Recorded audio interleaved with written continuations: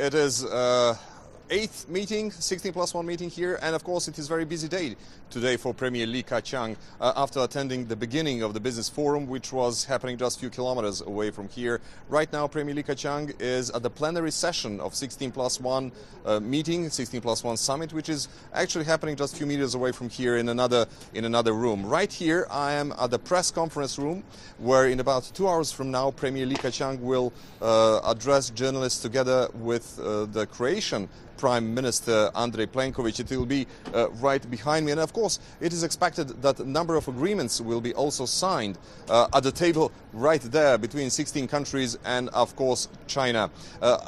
There is interesting report from Financial Times today. They are saying that Alexis Tsipras, the Prime Minister of Greece, requested 1 month ago that Greece could join or should join and would like to join the 16+1 format.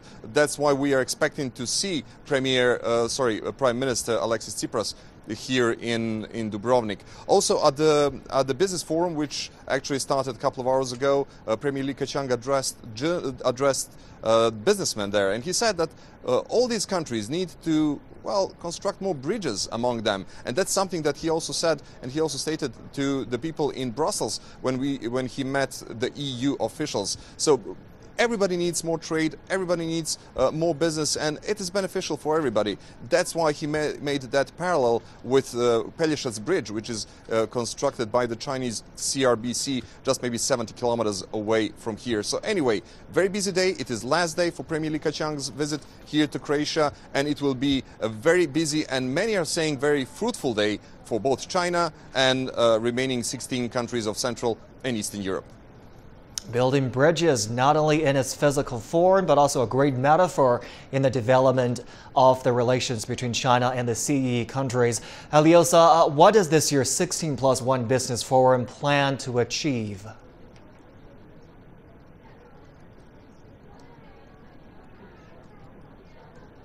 Well, in the beginning, as you said, in 2012, when 16+1 format was created, the original goal was to bring together all those countries and to open doors for mutual trade between China and those countries.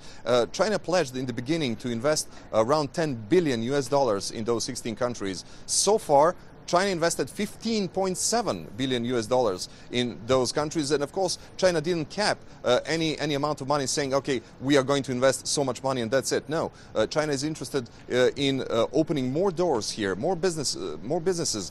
China is interested in more infrastructure projects, and what Croatian media are saying is that apparently some agreements are reached between local government here in Croatia with some of the Chinese enterprises to construct 2 major stadiums here in Croatia, and that's something that is very interesting, considering that Croatia is